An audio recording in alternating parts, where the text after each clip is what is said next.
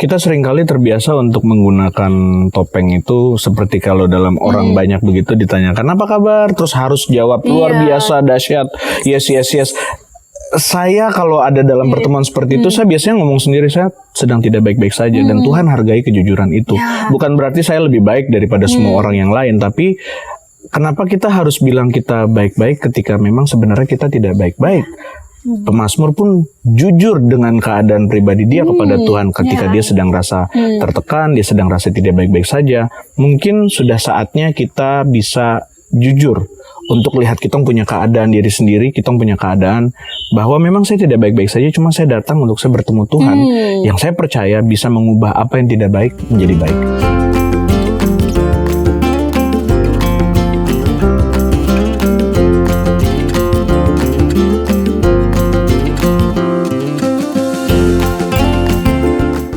Seperti rusa rindu sungaimu jiwaku rindu engkau.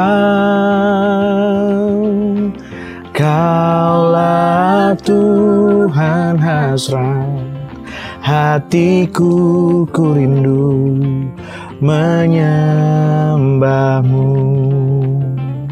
Hai semuanya, jumpa lagi di Tongpu Pondok Podcast. Lepas nafas, tarik nafas, buka mata. Masih bersama dengan saya Jerry Fakdawer, saya Lanti Wirano. Hari ini di Pondok Podcast kita akan ada pembahasan yang sangat menarik dan sangat mengharukan dan sangat ada kesan pribadi di saya, di Kayola juga ada.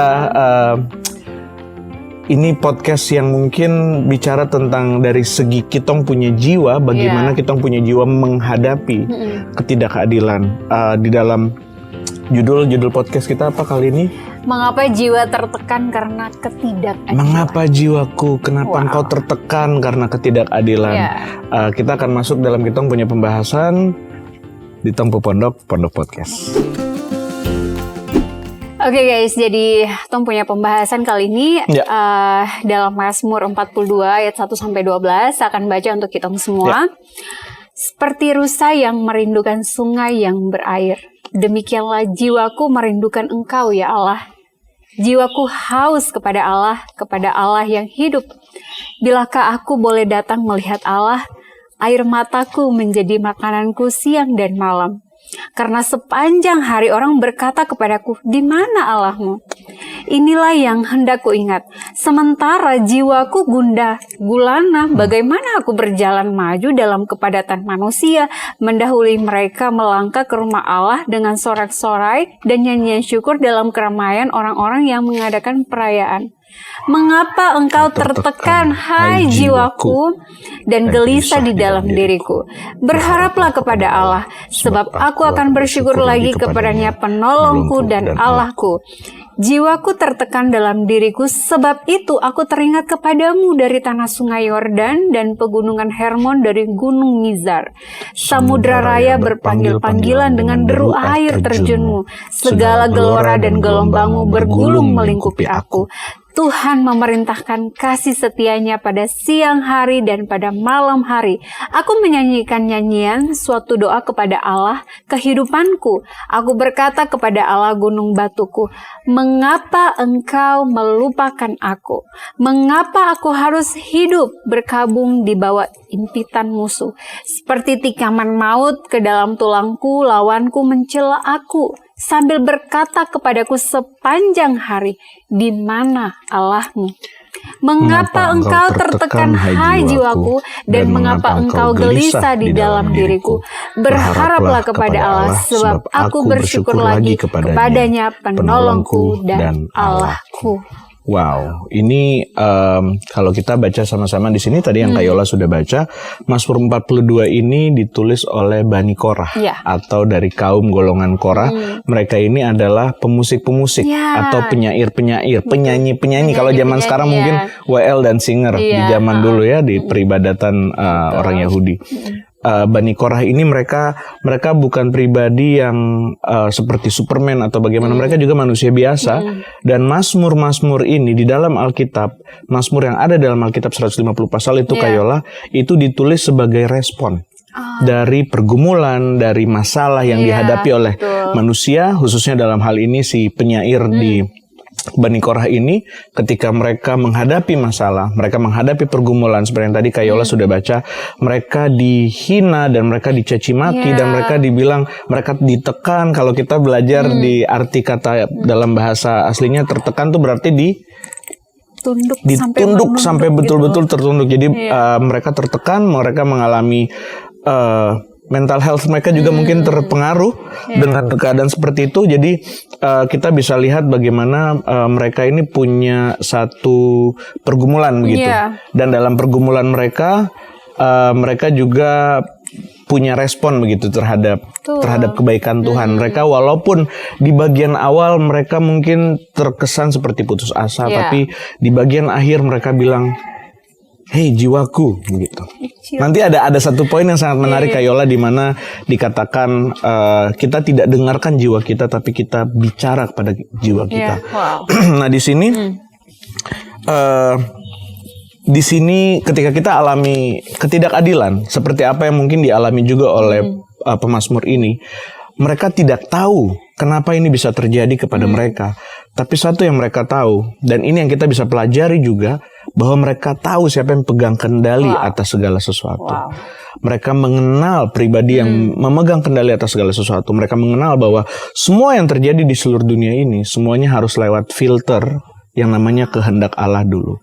Kalau kita ingat di episode sebelumnya, bahkan Ayub pun sebelum dia dicobai oleh setan, sebelum dia dicobai oleh iblis harus minta izin dulu sama Allah. Minta izin dulu bahwa itu adalah bagian dari kehendak Allah, semua yang Ayub alami.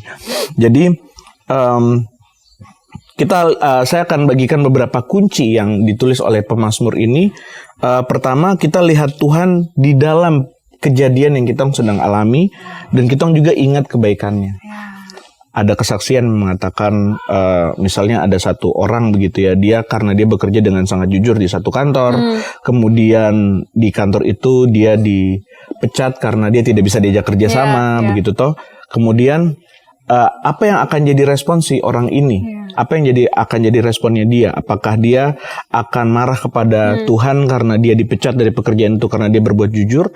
Atau dia ingat kebaikan Tuhan yang sudah sertai saya 20 sekian tahun? Masa cuma karena barang sepanggal ini, karena saya membela kebenaran, karena saya berdiri teguh dalam kebenaran firman, kenapa saya jadi marah sama Allah yang sudah pelihara saya sejauh ini? Jadi kunci pertama adalah kita lihat Tuhan di dalam situasi tersebut, dan kita ingat akan kebaikan Tuhan. Kunci kedua, di dalam badai, di dalam tadi Kakak Yola baca ada gelombang yang bergulung-gulung, ada air terjun. Pernah ke Gunung Siklop? Air terjun? Pernah ya. Situ kita ngobrol saja sangat susah. Ngobrol sangat susah karena suaranya berisik sekali, dan juga airnya ya, alirannya, pancaran airnya tuh sangat deras. Kita bisa lihat di sini bahwa di dalam badai, di dalam gelora samudra yang seperti itu yang digambarkan di Mazmur tadi, ada doa dan ada nyanyian di dalam hati si pemazmur tersebut. Itu tidak mudah sih Kakak. Itu sangat tidak mudah, itu sulit. Tapi dengan Roh Kudus, dengan Tuhan, kita bisa lakukan itu. Yang ketiga, nah ini yang tadi saya sempat kasih spoiler sedikit. Yang ketiga, kitong bicara sama kitong punya jiwa, bukannya kitong dengarkan kitong punya jiwa. Jadi kalau kitong mengerti kitong punya pribadi ini, kitong punya masing-masing manusia itu punya 3 sisi, tubuh, jiwa, dan roh. Kitong punya tubuh seperti ini, saya bicara dengan saya punya mulut, bibir, lidah. Kemudian itu fisik ya, tubuh jasmani. Kemudian ada yang namanya jiwa. Jiwa itu semuanya isinya pikiran, pengetahuan, emosional, perasaan segala macam, itu jiwa. Kemudian roh. Itu yang inti atau yang bagian paling dalam dari kitong sebagai umat manusia. Nah, bagaimana sampai kitong punya tubuh ini tidak dikendalikan dan tidak disetir oleh jiwa, tapi kita biarkan kitong punya roh yang sudah bersatu dengan roh Allah. Semenjak kitong terima Yesus sebagai Tuhan dan Juru Selamat, kitong punya roh sudah menyatu dengan roh Allah. Kitong biarkan roh itu yang mengendalikan kitong punya jiwa. Jadi jangan hanya sekedar karena saya tidak senang makanya saya bilang begitu, karena saya marah makanya saya bikin begini. Jadi jangan sampai karena kitong punya perasaan, tindakan di tubuh kita ini dikendalikan oleh perasaan tersebut. Tidak, tapi yang dibilang di bagian ini adalah di ayat 6 dan ayat 12 ya, dibilang hey jiwaku, kenapa kok seperti ini gitu. Jadi teman-teman, di momen kita alami kesedihan, momen dimana kita alami kekecewaan, kita harus punya waktu sendiri, kita harus punya waktu pribadi untuk cek kita punya hati. Kenapa saya punya perasaan seperti ini? Kenapa saya sedih? Kenapa? Saya sudah mulai praktekkan ini kayak selama beberapa tahun terakhir, dan kayak saya cek ke saya punya diri sendiri, saya lihat ini kira-kira kenapa saya sedih? Kira-kira kenapa saya kecewa? Wah, ini menarik Kakak, karena maksudnya ini bukan satu hal yang mungkin hampir tidak dimengerti oleh orang-orang gitu. Karena kadang kan orang tuh bilang, oh ya ikuti kata hatimu, ikuti kata pikiranmu. Padahal tidak. Gitu. Padahal pikiran dan perasaan juga bisa salah gitu. Jadi biasanya salah. Iya, biasanya salah gitu. Percayalah roh yang ada di dalam dirimu. Ya, gitu. betul. Roh, yaitu roh dari Tuhan ya. Kunci yang keempat, percaya pada waktu kita tidak mengerti. Kita sebagai manusia tuh cenderung saya harus mengerti dulu, baru saya buat, atau saya harus mengerti dulu baru saya percaya, right? Tapi dengan Tuhan prosesnya harus berbalik. Kita percaya dulu, baru nanti satu saat kita bisa mengerti kenapa. Aku saya sudah praktek gitu. Dalam proses pembuatan tesis ini saya terang mengerti sama sekali. Seperti yang saya bilang, saya berdoa ke Tuhan untuk Tuhan kasih orang lain supaya dia tuntun saya. Betul. Tapi ternyata sumbernya kan langsung dari dia. Terus kenapa terminta langsung dari dia? Dan ternyata harus lewati dulu supaya mengerti. Ya. Kayak misalnya kalau kita mau cas ini, itu tidak boleh lewat laptop, tapi harus langsung ke sumbernya. Karena kalau tidak cok langsung ke sumbernya, dia tidak terisi dengan baik. Dia akan cepat lowbat. Jadi lebih baik kita langsung cari ke sumbernya. Langsung cari ke sumbernya. Oke.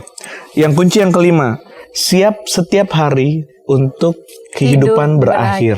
Wow. Jadi apa yang teman-teman lakukan kalau seandainya hari ini adalah hari terakhir teman-teman?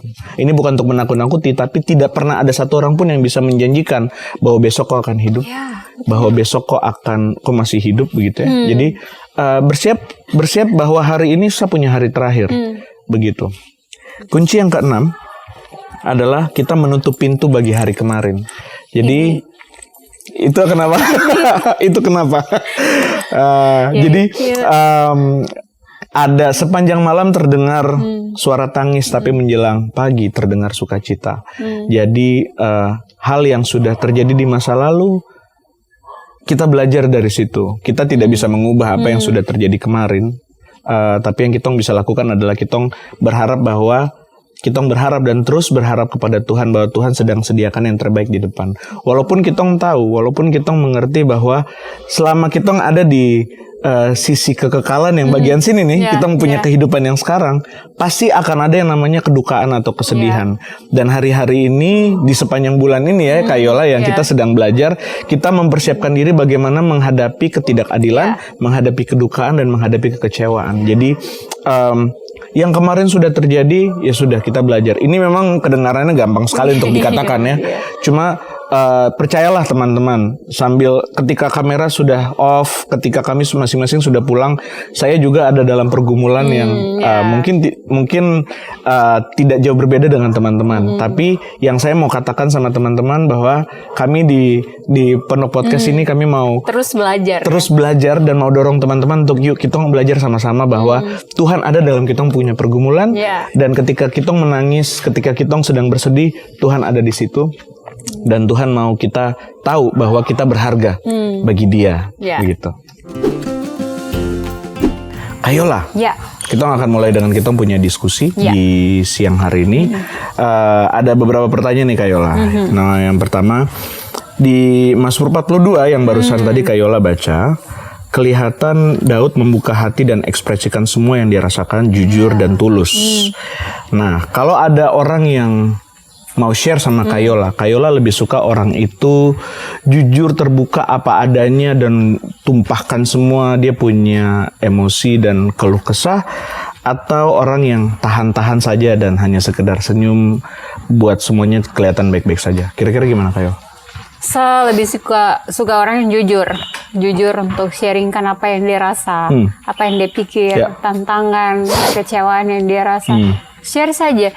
Saya selalu pikir begini ya Kak, anggaplah saya ini tong sampah yang kau mau buang, kau punya segala sampah-sampah hati itu, dan saya siap menampung itu gitu. Saya siap dengar dengan saya punya telinga, duduk dengar berapa jam itu, oke, saya siap dengar.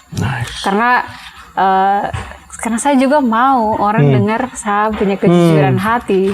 Jadi saya harus mempraktekkan dengan orang lain, saya harus dengar dong dengan jujur. Jadi kalau memang dong belum jujur, itu saya kayak rasa tidak, saya belum merasa ini, saya agak greget gitu. Belum masuk ke inti permasalahan gitu. Jadi saya hanya di permukaan. Betul. Jadi saya pasti akan cari orang itu terus dan tanya lagi, coba pikir lagi, coba dengan tenang sharingkan ke saya kayak gitu. Jadi saya suka orang yang jujur dan tulus untuk bicara dia punya kisah hidup gitu. Sebelum kakak lempar ke saya, Oke. kira-kira gimana? Biasanya kan gitu kan. Kira-kira gimana nih Kayola, kalau Kayola cerita ke orang lain, Kayola lebih suka yang betul-betul ekspresif, luapkan semua, atau tahan-tahan nih? Sekarang gantian nih, dia punya sudutnya diganti sekarang ke Kayola. Ketika Kayola cerita ke orang, itu kira-kira Kayola mau tahan-tahan saja atau curahkan semuanya? Curahkan. Curahkan kayak seperti yang tadi saya sebelum kita podcast saya bilang doakan saya karena saya lagi banjir ini gitu. Jadi memang saya jujur dan saya curahkan, dan minta kakak doakan, saya minta Pak Jim doakan. Ini berat untuk podcast kali ini. Dia punya pembahasan sangat-sangat deep sekali tuh kakak.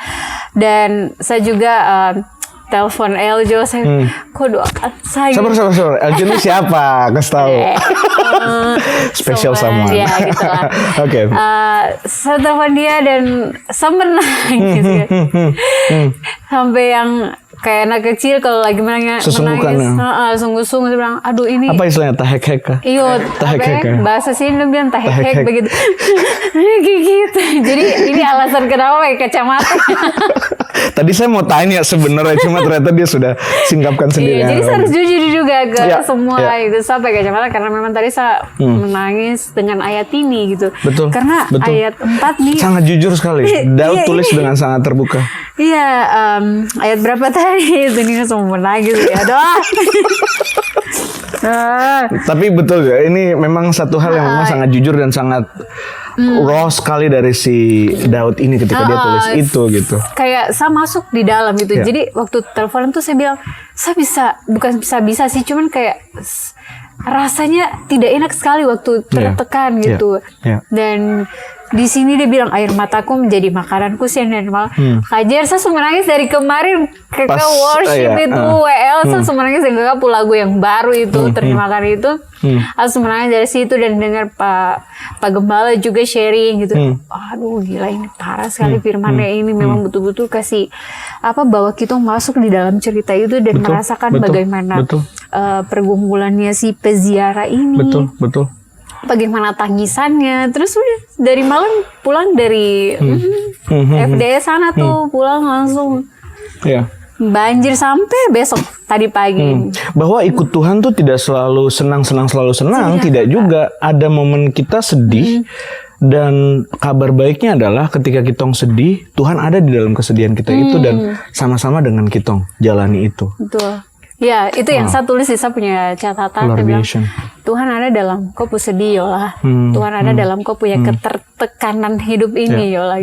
Oh ya, Tuhan ada sama-sama. Itu yang menjadi penghibur yang menghibur saya secara pribadi. Saya punya hati yang lagi merasa tertekan atau sedih, kecewa, dan pokoknya berbeban berat. Iya, berbeban berat. Itu yang menjadi kelegaan untuk saya. Memang firman-Nya keren sekali untuk saya. Itu dari saya. Oke, dari kakak gimana? Kalau saya senang ketika ada orang yang ekspresikan begitu ya. Dia lagi keluh kesahnya apa. Seperti maksudnya saya juga sebenarnya gini, ketika orang itu mau dengan jujur share ke saya, berarti dia percaya sama saya gitu. Dan itu sebenarnya satu kehormatan ketika ada orang yang bisa dengan genuine, dengan tulus terbuka begitu.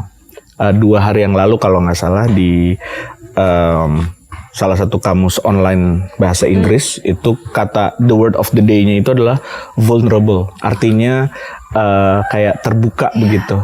Jadi keterbukaan. Kemarin di episode sebelumnya kita sempat bahas keterbukaan itu awal pemulihan. Jadi saya senang sekali ketika ada orang yang memang ya kita nggak ada yang baik-baik saja kok gitu. Jadi nggak usah pakai topeng ketika memang kita ngomong one on one dan ngomong ketika kau perlu ngobrol sama saya tentang kau punya masalah, kasih tunjuk aja gitu, kasih tunjuk bahwa memang kau sedang bermasalah dan itu nggak masalah gitu. Tidak masalah ketika kau tunjukkan kau punya masalah, karena saya juga punya masalah dan kita bisa hadapi, kita punya masalah sama-sama ketika kita ada bersama dengan Tuhan. Dan kalau saya sendiri ketika saya ngomong sama orang begitu ya, memang butuh waktu lah Kayol. Kalau dari saya pribadi ya, maksudnya ini mungkin tidak seperti teman-teman semua, cuma butuh waktu untuk saya bisa sampai di level saya bisa percaya sama satu orang yang saya bisa ekspresikan semua saya punya kekecewaan atau kegundahan, gundah gulana kalau bahasa yang ditulis di Alkitab. Kegundahan itu mungkin butuh, saya kenal dia dulu agak berapa tahun begitu, kenal dekat, mungkin sering hang out sama-sama dulu, baru saya bisa ekspresikan seperti itu. Jadi itu satu, maksudnya ada beberapa kali pengalaman yang saya juga alami seperti itu, dan saya bersyukur saya punya orang-orang yang saya bisa ekspresikan saya punya kegundahan hati itu. Kak Jer, ini ada pertanyaan selanjutnya. 2 kali Daud tuh dia bilang begini, berharaplah kepada Allah, dialah penolongku dan Allahku. Itu di ayat 6 dan ayat 12. Nah, pertanyaannya, biasanya kalau Kak Jer itu ada sesuatu atau bagaimana, itu berharapnya ke siapa? Ke kakak, pu orang tua kah? Kakak, pu adik, atau orang terdekat, atau siapa saja, atau? Dulu waktu bapak masih hidup, memang bapak kenal banyak orang ya. Jadi kayak misalnya butuh mau bikin kegiatan apa, mau bikin program apa, atau kadang-kadang papa kenal orang di dinas ini atau di sini gitu toh. Terus nanti bapak kontak, terus dapat aja jalan gitu. Bapak bisa kasih jalan. Cuma semenjak bapak meninggal tuh yang kayak saya share di episode sebelumnya, kayak Allah bapak bilang, saya lebih bapak dari kupu bapak kandung. Jadi kayak saya akhirnya punya hubungan yang lebih dekat semenjak, bukan berarti karena saya bapak hidup dan karena sebelum saya bapak meninggal terus saya tidak punya hubungan dengan Tuhan, bukan gitu juga, tapi saya punya hubungan yang lebih dalam dengan Tuhan. Dan menyangkut yang pertanyaan ini Kayol, ini memang saya keluarga juga sedang hadapi. Teman-teman di Komsel tahu saya sudah sharing juga tentang saya punya kakak yang hadapi keadaan yang kurang menyenangkan. Jadi sudah menghadap ke lembaga masyarakat adat, sudah menghadap ke pengadilan, sudah menang di pengadilan, sudah ke kepolisian berusaha untuk mediasi, bahkan pihak gereja sudah datang. Adalah nanti permasalahannya mungkin kita bisa, teman-teman follow saya di sosial media. Jadi tapi tidak ada jalan keluar gitu. Bahkan sampai hari yang ada ini, ketika podcast ini direkam, hal itu masih berlangsung gitu. Dan itu yang membuat kami sekeluarga saya punya makin mau bertumbuh makin dalam, karena firman yang datang ke kami juga pas gitu, seperti yang kita ini toh, ketidakadilan gitu. Ini jalur hukum semua sudah ditempuh dengan baik dan sudah menang di pengadilan, tapi kenapa masih juga seperti ini begitu, masih juga ada persoalan. Nah itu jadi kayak kita diperhadapkan dengan kenyataan bahwa kita tidak punya harapan lain selain Tuhan. Dan kalau di Warta ada quotes yang bilang, di pertanyaan berikutnya kalau nggak salah di sini, hanya pada saat semua sumber lain habis dan tidak menolong, baru kita tahu Yesus adalah sumber pertolongan kita. Jadi dulu mungkin makin dewasa secara rohani, makin saya secara pribadi mengerti bahwa saya tidak punya pertolongan lain sebenarnya selain Tuhan. Ku layangkan pandanganku ke gunung-gunung, dari manakah datangnya pertolonganku? Pertolonganku ialah dari Tuhan yang menjadikan langit dan bumi. Jadi bukan dari pejabat, karena kita mau harap siapa? Siapa mau help? Siapa mau help? Siapa mau help? Apa sih? Oke. Itu dari saya, Kayol. Kalau dari Kayol, kira-kira gimana? Harap pertolongan biasanya ke siapa? Orang tua kah? Teman-teman kah? Dari dia sih, tapi dia teradah tes. Aduh. Dia juga lagi sibuk kayaknya, Gak bercanda, ya ampun. Dari kuliah kakak, ya Tuhan ajar saya untuk betul-betul melatih diri untuk bergantung penuh sama Dia. karena jauh tuh, Betul. jauh merantau gitu dari Manado ke Kalimantan, kuliah di sana. Dan walaupun ada saya punya kakak yang pertama, tapi kan dia juga ada di tempat pelayanan. Betul. Jadi kayak terus orang yang seperti saya ini, ya ibaratnya kayak orang dari suku ini kayak cuman saya begitu. Jadi saya rasa kayak, mau bergantung ke siapa lagi gitu. Seakan-akan ya cuman saya di situ. Jadi saya betul-betul Tuhan tuh ajar saya bergantung penuh sama Dia dari saya S1 itu pas selesai kuliah SMA. Kuliah itu belajar untuk bergantung sama Dia aja. Anak rantau toh. Anak rantau bergantung penuh sama Tuhan sampai sudah 10 tahun terakhir ini merantau jauh sekali dari orang tua. Saya mengharap siapa? Betul. Hanya bisa berharap sama Tuhan saja karena belajar dari pengalaman-pengalaman, ya walaupun memang sudah di dalam Tuhan, kadang kayak ikut arusnya manusia karena kan berharapnya kecewa, kecewa di situ. Jadi kayak, sudah termau lagi. Maksudnya kalau kecewa sama Tuhan tuh pasti ada penghiburan tuh, kakak. Tapi kalau kecewa sama manusia penghiburan dari siapa? Dari Tuhan juga. Jadi ya itu melatih saya sekali untuk stop berharap sama manusia. Karena manusia itu tidak sempurna. Sama-sama luka. Sama-sama pasti butuh bisa mengecewakan ya. Pasti bisa mengecewakan. Jadi semua manusia punya potensi untuk saling mengecewakan satu sama lain. Gitu. Jadi kita betul-betul butuh sumbernya. Sumbernya Tuhan untuk pulihkan hati kita. Jadi jangan berharap kalau ini masalah juga nih buat semua orang mungkin pernah alami ini, dimana kayak dong sudah taruh dong punya kebahagiaan itu di seseorang. Jadi kalau seseorang itu dia buat yang tidak baik atau mengecewakan, jadi betul-betul down dan kayak merasa sudah hidup selesai begitu. Jadi taruh kok punya kebahagiaan, kok punya kesenangan, apapun itu di Tuhan, taruh di sumbernya, jangan taruh di manusia. Nanti kok sendiri yang kecewa. Itu. Ada juga pengalaman begini, ada orang yang dia mau bikin hari baik begitu ya buat dia, terus ada temannya yang lain yang menjanjikan, oh ya udah tenang aja nanti saya bantu untuk hari baik kamu itu. Nggak taunya teman yang janji untuk bantu ini meninggal. Kayaknya aku tahu deh. Iya. Jadi sedih kan. Maksudnya saya bukan bilang bahwa kalau kita berharap sama orang itu nanti orang itu meninggal, bukan gitu, bukan itu caranya. Tapi manusia itu serapuh itu sebenarnya. Kita nggak bisa kita tidak bisa berharap kepada manusia yang hari ini ada, besok kita tidak tahu ada atau tidak. Tidak tahu, bahkan 1 menit ke depan pun kita tidak tahu apa yang akan terjadi. Jadi sia-sia kalau kita mau berharap sama manusia. Kalau ada kata sia dalam kata manusia. Oh iya, benar. Sia-sia berharap pada manusia. Quotes hari ini. Jadi ada kesia-siaan kalau kita berharap sama manusia, tapi ketika kita berharap sama Tuhan, itu ada satu jaminan bahwa kita bisa. Jadi jaminannya itu adalah bukan kita akan dapatkan persis apa yang kita minta, tapi saya pernah dengar ada hamba Tuhan yang dulu bilang begini, waktu kita punya kepercayaan pada Tuhan, kita seperti itu bukan seperti tepat sasaran seperti apa yang kita pikirkan, tapi itu akan meleset. Tapi melesetnya itu ke atas, lebih tinggi dari apa yang kita ekspektasi. Jadi taruh kita semua ini punya kepercayaan pada Tuhan, karena Dia jauh lebih tahu dan timingnya lebih baik daripada kita punya timing, dan juga apa yang Tuhan sudah tetapkan bagi kita punya hidup itu jauh lebih baik dari apa yang kita bisa bayangkan. Kayola. Ada pertanyaan berikutnya nih, Kayola. Seperti yang ditulis oleh pemazmur dalam Mazmur 42 ini, dan juga kalau yang saya tadi sempat sebut sebelum kita mulai syuting di Mazmur 13. Ada bilang, berapa lama lagi kah Tuhan Engkau melupakan aku terus-menerus. Kapan? Kenapa kadang-kadang kita bisa rasa bahwa Tuhan kenapa kok jauh? Itu kira-kira kenapa tuh, Kak Yol? Kenapa kadang-kadang kita ngerasa Tuhan kayak jauh dari kita?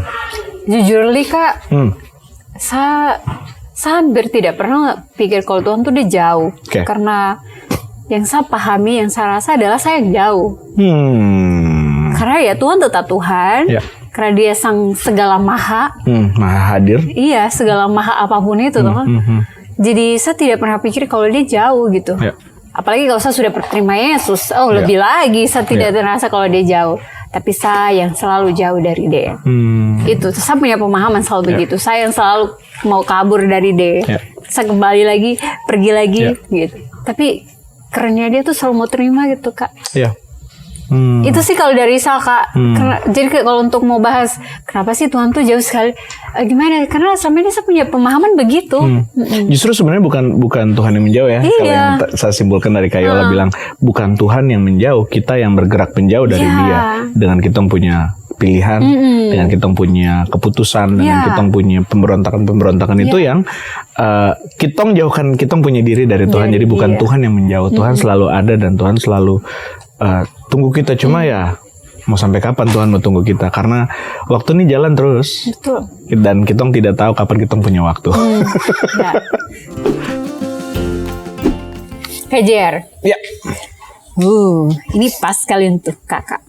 Oke. Daud tuh dari firman yang tadi Tong baca, dia selalu menangis siang dan malam. Siang dan malam. Seperti dia pemakanan. Betul. Nah, emangnya laki-laki bisa menangis, Kak? Ada lagunya kayak aku bukanlah Superman, aku juga bisa nangis. Bisa, sangat bisa menangis. Dan menangis itu bagian yang alami dari kita sebagai manusia. Karena mau dia itu laki-laki atau perempuan, emosional manusia itu ada. Dan menangis itu salah satu anugerah dari Tuhan untuk kita bisa mengekspresikan emosi kita punya emosi, yaitu rasa sedih.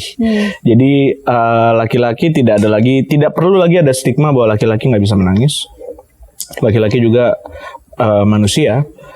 Laki-laki diciptakan menurut gambar dan rupa Allah. Dan Kak Yol, saya baru selesai nonton The Chosen tadi, episode yang sebelum Tuhan Yesus membangkitkan Lazarus, dan ada adegan di mana Yesus menangis. Yesus yang Maha Kuasa itu saja yang paling menangis. terpendek kan? Ayat terpendek. Maka menangislah Yesus gitu. Jadi Yesus pun menangis gitu, dan tidak perlu lagi ada, ya seperti yang saya bilang barusan, tidak perlu lagi ada stigma yang menyatakan bahwa laki-laki tuh harus tough, harus masa laki-laki nangis. Itu kita terbiasa mungkin perkataan dari kecil gitu ya. Anak laki-laki nggak boleh nangis. Ya itu anak laki-laki. Cuma pria yang cukup dewasa, cukup mengerti, dia punya momen kapan dia memang perlu menangis dan kapan dia perlu bertindak dengan tegas kayak gitu. Jadi kalau dari saya pribadi sering sekali saya dikenal saya punya keluarga sendiri sebagai yang paling sering menangis. Seperti itu. Maksudnya menangisnya bukan karena bagaimana, cuma mungkin apa ya, tuh kan terharu saya.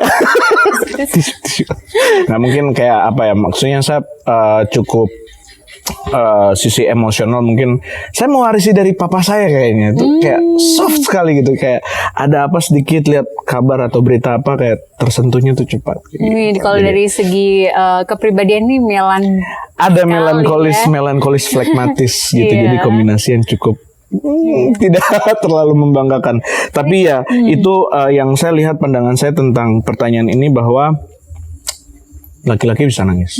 Dan Yesus sudah meneladani itu, jadi saya tidak ragu lagi untuk lihat itu.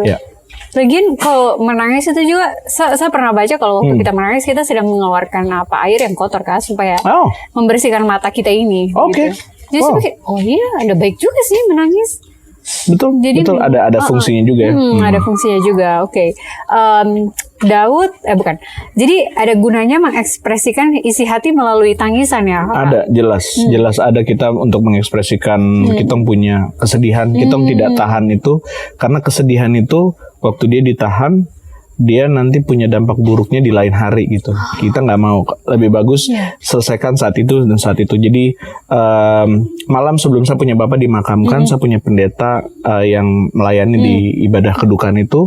Pendeta bilang, Jer, ini sebelum papa tutup peti besok, apa yang kau mau sampaikan di depan peti, apa yang kau mau kesedihan apa yang kau mau sampaikan di depan peti itu kau sampaikan sekarang. Jadi memang itu saya hambur sudah. Jadi memang saya menangis, dan saya, karena dari pas momen ketika sapu bapak serangan jantung, jadi momen saat itu saya harus yang bisa pegang semuanya dulu gitu. Saya harus jaga sapu mama, kemudian sapunya abang dan adik-adik. Jadi saya harus coba kuat dulu. Jadi seperti depending begitu.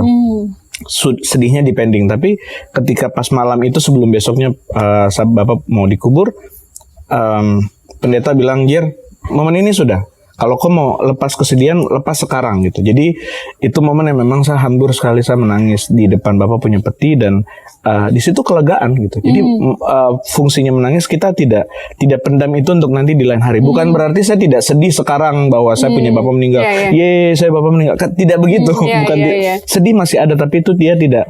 Dia sekarang berbuah manis. Jadi kita bisa lihat keindahan dari apa yang Tuhan kerjakan dalam hal yang saat itu terjadi kita mungkin tidak pahami, kita tidak mengerti, tapi ada satu hal yang indah yang kita bisa mulai hidupi di dalam kita punya kehidupan bersama dengan Tuhan. Sedihnya tuh sekarang di dalam Tuhan. Sekarang sedihnya dengan pengharapan. Iya, dengan pengharapan itu. Jadi seperti di Tesalonika kan, yang dibilang bahwa kita tidak seperti orang yang tidak percaya, yang bersedih tanpa pengharapan. Tapi kita punya kesedihan ini, kita sedih dalam pengharapan. Ada pengharapan di dalam situ. Seperti itu kayak. Oke Kak, ada lagi nih. Jadi waktu sesudah menangis, Daud dia menyanyi di hati itu. Terus bagaimana tuh selalu mengenal Tuhan lebih dekat di dalam waktu yang susah dan bukan dalam waktu ramai-ramai atau dalam retreat ataupun dengan orang lain. Iya. Ini kalau untuk yang poin terakhir nih kayaknya saya bisa tanya ke Kayola juga sih. Karena justru ketika kita nggak ada di dalam setting yang mungkin ada banyak orang gitu, kita cenderung pakai kita punya topeng. Saya kuat, saya gagah gitu, atau saya bisa gitu, saya dahsyat luar biasa, yes gitu. Maksudnya saya kurang gimana ya, maksudnya oke, baiklah gitu dalam setting gereja gitu toh. Cuma kadang-kadang kita punya kecenderungan ketika kita ada di depan orang banyak, kita tidak tunjukkan siapa diri kita sebenarnya. Momen di mana kita bisa kelihatan siapa diri kita sebenarnya adalah ketika orang tidak ada yang lihat.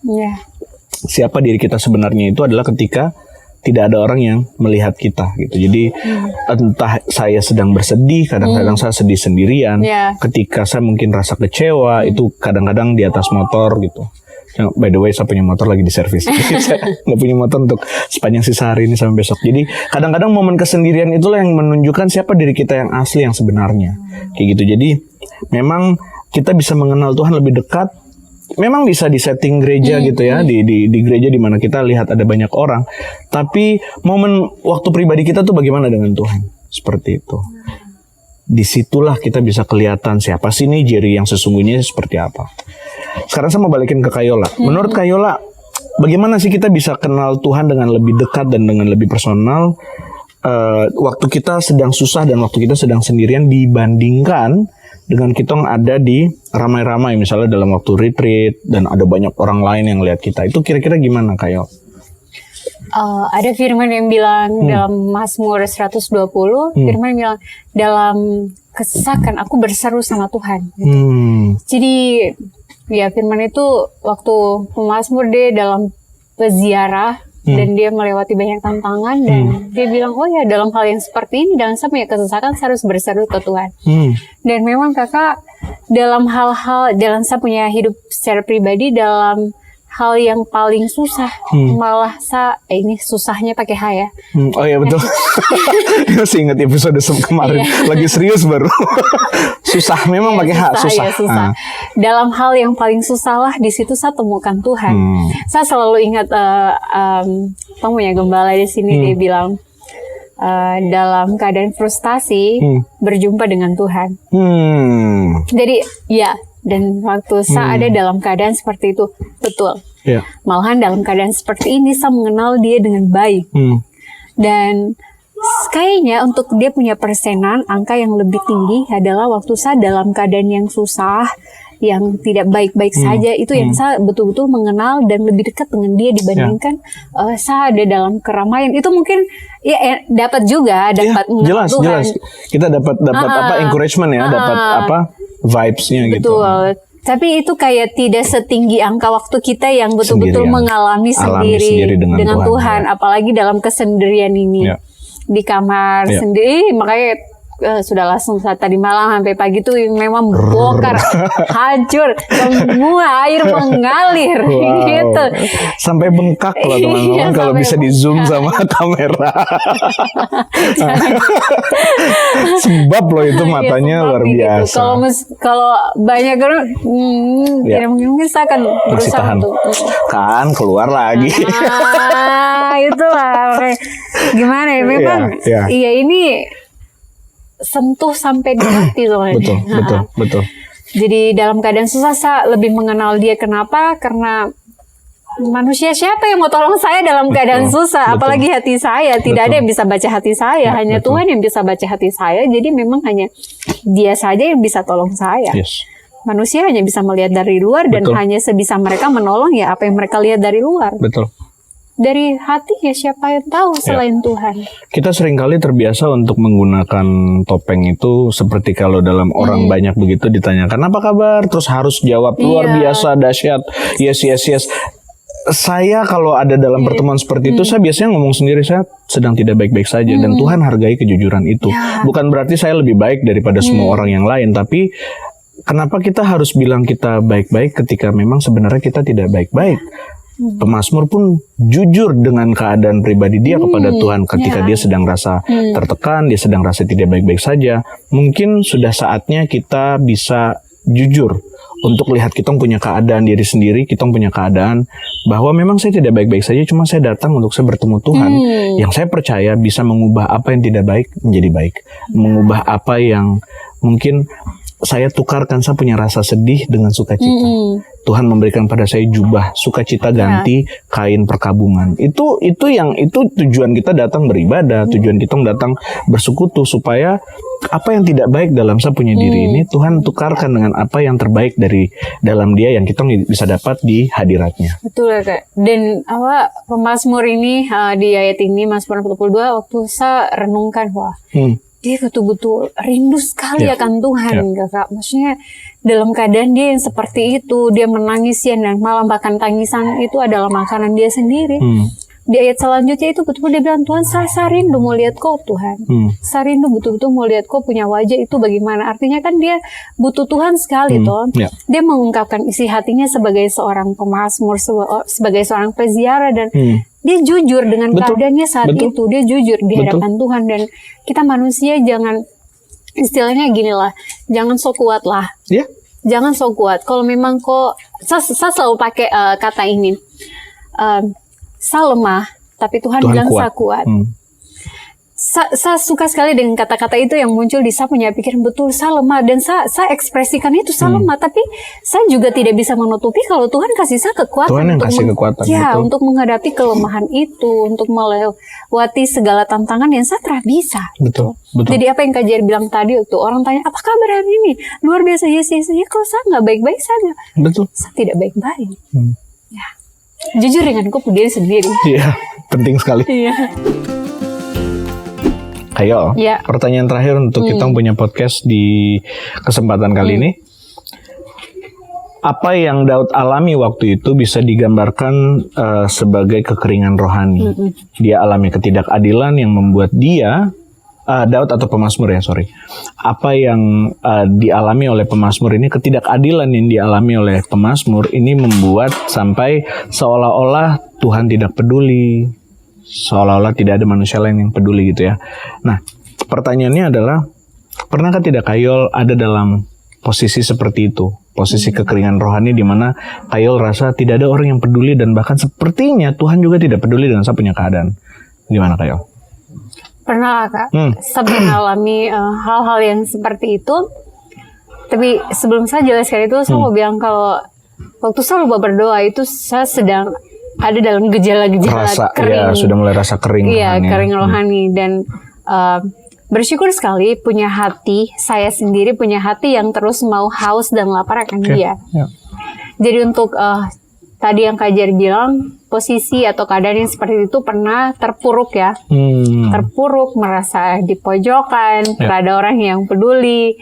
Wah, itu saya rasa sekali itu saya ada dalam masalah yang ini kan tinggal sendiri nih. Tinggal sendiri, terus orang tua jauh, keluarga jauh, terus ditambah lagi waktu itu memang Bapak dan Mama, Bapak Berry dan Mama Betty terada dong di US. Jadi kayak masa dengan siapa? Baru tesis lagi. Jadi betul-betul wah, itu kayak pikiran, overwhelmed, iya, pikiran yang menguasai, sudah jiwa yang menguasai gitu. Jadinya yang harusnya saya bilang jiwa jangan tertekan, pujilah dia, ini kebalik, jiwa yang menguasai saya. Dia sama rasa terpuruk, dia cuma bisa apakah menangis gitu kayak sudahlah. Dan itu ternyata apa yang kita rasakan, hati itu kan mempengaruhi ya kakak. Betul. Semua makanya firman Tuhan bilang jagalah hatimu dengan segala kewaspadaan, tuh karena dari situ terpancar kehidupan. Dia kalau punya hati terbaik, memang kehidupan pun jadi melangkah terbaik gitu. Desa pernah ada sampai saya juga sempat mikir kayak, Tuhan, sampai berapa lama lagi saya harus rasa ini? Bahasa ini baru kenapa saya harus rasa ini, Tuhan? Mazmur 13 tuh. Iya, Momen Mazmur 13. Saya kurang apa kata? Sampai saya mempertanyakan itu loh kata. Saya kurang apa kata Tuhan, kesetiaan yang mana lagi yang kau butuh Tuhan? Kesetiaan seperti apa sih? Kasih yang model yang gimana lagi Tuhan? Iya, pokoknya mau bagaimana lagi itu. Saya harus pelayanan yang model gimana lagi nih? Yang bercucuran darah kah Tuhan? Gitu. Ya saya pertanyakan itu ke Tuhan, tapi ya pada akhirnya kan ya itu, saya ambil kendali, minta roh Tuhan yang menguasai saya, mengendalikan saya, dan saya bilang, hai jiwaku jangan tertekan, pujilah dia dalam segala kesesakanmu. Yes. Teman-teman, Kayola waktu setelah Kayola alami ini, memang bisa kesaksian seperti ini ya, dengan maksudnya secara verbal dikatakan. Tapi waktu pas mengalaminya itu tidak enak. Kalau bisa jangan terjadi. Itu pasti berat sekali. Cuma yang saya sedang belajar juga, kalau saya misalnya ini sekarang sudah dilempar ke saya misalnya, yang saya pelajari adalah momen ketika kita mengalami grief atau rasa duka itu, atau rasa sedih dan rasa terpojok atau masa kekeringan rohani itu, justru itu momen-momen di mana kita sedang diajak, kita sedang diundang untuk kenal Tuhan dari sisi yang kita belum pernah kenal sebelumnya. Benar. Apa yang selama ini mungkin kita hanya kenal Tuhan dari kata hamba Tuhan, kata pendeta, kata orang tua, yang baik-baik saja ya. Kamu kalau perpuluhan dapat berkat, atau kamu kalau rajin ibadah diberkati, hidupnya baik gitu. Jadi kayak hitam dan putih, padahal Tuhan tuh penuh dengan warna. Ikut Tuhan tuh tidak hanya hitam. Jika kau hitam berarti begini, jika kau putih berarti kau begini. Ngomong-ngomong saya hitam semua ini hari ini. Putih tapi keren. Putih dan krem. Jadi bagaimana kita hidup Kayol, Tuhan itu seperti melukis gitu. Dia tidak hanya monokrom yang hanya pakai warna hitam dan putih. Dia izinkan ada banyak warna. Emosi kita itu seperti warna sebenarnya. Waktu kita ngerasa sukacita itu seperti apa warnanya, waktu kita ngerasa sedih itu seperti apa, waktu kita excited, waktu kita ngerasa semangat, waktu kita sedih, waktu kita marah, itu masing-masing tuh Tuhan izinkan dia lagi melukis hidup kita Kayol sebenarnya. Jadi yang waktu saya sedang alami, ketika saya sedang alami masa-masa itu, ada satu lagu yang bilang gini Kayol, dia dalam bahasa Inggris, dia secara utuh bilang begini, God is too wise to be mistaken, God is too good to be unkind. So when you don't understand, when you don't understand, when you can see His plan, when you can trace His hand, trust His heart. Jadi waktu kita tidak bisa lihat jalannya, waktu kita tidak bisa lihat jalan di depan kita percaya hatinya Tuhan tuh baik. Apapun yang dia sedang rancangan untuk kita punya hidup tuh baik. Sudah. Jadi ngomong begini gampang. Ngomong seperti ini gampang sekali. Cuma ketika ada di dalam situasi di mana kita hadapi kesedihan dan kedukaan, kita menang ketika kita bisa pertahankan rasa percaya bahwa Tuhan baik. Dan apa yang Tuhan lakukan itu untuk kebaikan kita. Berapa hari kemarin kita mengalami kedukaan juga. Kayol juga tahu ada salah satu teman kita yang papanya meninggal duluan. Persis 1 minggu setelahnya mamanya berpulang, saya sempat melayat ke rumah mereka dan dengar ceritanya dan seperti yang kita sedang bahas di sini teman-teman, ini sesuatu yang sangat nyata dan sangat real. Bagaimana ikut Tuhan itu tidak hanya tentang hanya senang dan bahagia selalu selama kita masih ada di dalam hidup di dunia ini. Ikut Tuhan itu juga ada kesedihan. Dan itu bagian dari kita punya perjalanan ikut Tuhan. Dan waktu dengar cerita dari teman ini, dengar cerita dari dia punya bersaudara gitu ya, bagaimana proses dari bapak pertama meninggal, 1 minggu kemudian berselang mamanya meninggal. Itu saya sangat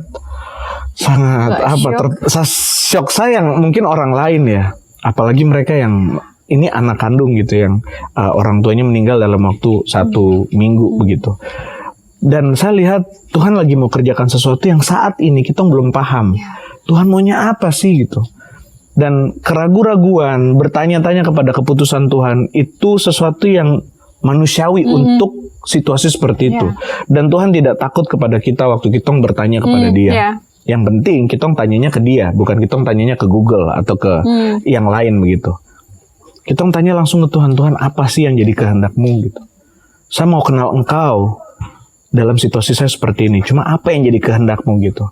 Dan saya bersyukur saya bisa lihat teman yang di sana dan kemudian ada kata-kata penghiburan yang saya juga dapat begitu dan saya bagikan ke teman ini. Dan di momen-momen seperti itulah memang kita alami, Tuhan izinkan kita alami yang namanya kekeringan rohani. Dan di masa kekeringan rohani itulah seperti bangsa Israel yang keluar dari Mesir, ketemu dengan padang gurun, disitulah perjumpaan pribadi dengan Tuhan. Perjumpaan pribadi dengan Tuhan itu memang ada di tempat yang menyenangkan, di atas gunung, di tempat di mana kita bisa lihat semua dengan sangat baik. Tapi momen yang paling dalam, yang terukir dalam kita punya hati, terukir itu memang indah, tapi proses diukir itu terang muda. Kotra ini nih, Kotra menangis nih. Waktu Tuhan ukir, itu memang sakit proses diukir itu. Tapi sesuatu yang diukir itu akan bertahan lama. Sesuatu yang hanya sekedar dipakai spidol gitu ya. Ya itu ya cepat dan tidak ada rasa sakit, tapi itu juga sebentar. Cepat begini terhapus. Tapi ketika Tuhan ukir hati kita, Tuhan ukir hidup kita, jadi sesuatu yang indah di hadapan Tuhan, itu akan butuh waktu yang lama dan itu akan butuh rasa sakit. Dan setiap rasa sakit yang kita alami itu Tuhan mengerti karena Dia juga pernah ada di dalam posisi seperti itu. Jadi kesedihan yang teman-teman alami, masa kekeringan rohani yang teman-teman alami, Tuhan tidak pernah jauh. Dan Tuhan tidak akan pernah menjauh dari kita. Tuhan ada di tengah-tengah itu untuk selalu pegang tangan kita, untuk selalu bawa kita keluar dari apa yang kita, kesedihan yang kita alami. Jadi kakak, bisa dibilang ini hal yang sebenarnya semua manusia juga alami ya. Tidak terlepas. Jadi semua manusia tidak ada yang terlepas dari hal ini. Mungkin teman-teman yang nonton merasa mungkin ada dalam situasi yang keterpurukan, sedih dan sebagainya ya. Kok terasa sendiri? Betul. Kita juga rasa, orang-orang lain juga rasa, dan makanya butuh komunitas yang untuk saling sharing, saling menguatkan begini. Betul. Nah, itu Tom punya diskusi di Pondok Podcast di episode kali ini cukup membuat kita berurai air mata, baik ketika on air maupun off air. Kesimpulan. Sekarang kita masuk ke dalam kesimpulan. Kayol mungkin bisa kasih kesimpulan? Ada kakak. Silakan. Saya punya catatan di sini. Waktu Tong melewati badai apapun kehidupan ini, latih Tong punya mulut dan hati untuk memuji Tuhan. Wow. Karena sudah biasa, terlalu biasa bahkan tanpa diajar pun, karena keseringan mungkin menghadapi tantangan, keseringan kekecewaan, keseringan marah dan sebagainya, sampai lupa untuk ngelatih bibir, mulut, hati ini waktu ada tantangan, masalah apapun itu, untuk memuji Tuhan itu jarang sekali. Betul. Jadi latih. Bahkan aneh. Iya, bahkan aneh tuh. Masa masalah baru kok senang-senang begitu. Masa ada masalah baru kok bilang haleluya tuh. Ya itu sih ya. Itu hal yang mungkin jarang sekali. Bertolak belakang sekali dengan kita punya kebiasaan. Tapi memang itu rumusnya Tuhan ya. Itu yang Tuhan minta. Ya, gitu. Jadi latih mulut, hati untuk tetap sukacita walaupun memang termuda, tapi coba lagi. Nice. Kalau dari saya kesimpulan yang saya bisa ambil adalah kita bicara kepada kita punya jiwa, bukan kita dengarkan jiwa. Jadi ketika kita hanya sekedar dengarkan kita punya jiwa, ya kita akan hanyut dengan perasaan apapun itu. Tapi waktu kita bisa kendalikan kita punya jiwa, kita bicara, sudah tidak usah, sudah stop. So kadang-kadang kayak gitu kayak lah, Jerry gitu, sudah stop. Jadi ketika kita ngalami kekecewaan, marah sama orang, atau misalnya mungkin sedih, tidak boleh, sudah, tenang, Tuhan tahu yang terbaik. Selesai. Jadi kesimpulan yang saya bisa ambil itu Kayol dan juga teman-teman bahwa kita tidak dengarkan apa kata jiwa, tapi kita bicara pada jiwa. Seperti itu. Nah, teman-teman, kita punya pembahasan di episode kali ini seperti itu. Semoga bisa memberkati teman-teman semua. Tapi jangan lupa, jangan biarkan firman yang teman-teman sudah terima ini hanya berhenti di teman-teman, tapi juga bagikan kepada teman-teman lain di grup WhatsApp, di teman-teman punya sosial media, supaya makin banyak orang yang bisa diberkati dan mendengarkan kabar baik bahwa ketika kita merasa tertekan, Tuhan ada di situ untuk bawa pengharapan. Dan kau terasa sendiri. Jangan lupa juga kalau mau teman-teman ada kerinduan untuk, kakak saya mau didoakan, ya mungkin bisa DM Instagram kami ya. @pondokpodcast. @pondokpodcast gitu. Jadi bisa tulis di situ, mau sharing apa yang kau alami, dengan segala kerendahan hati kami terima dan ingin sekali mendoakan teman-teman semua dengan pergumulan yang kamu hadapi. Ya, karena ketika teman-teman bergumul, kita semua sebagai umat manusia, kita semua juga bergumul. Jadi ada baiknya kita saling membantu dalam menanggung beban satu sama lain, supaya dengan demikian genaplah hukum Kristus. Seperti itu. Jadi sampai jumpa di episode berikutnya. Tetap di Kitong Punya Pondok Podcast.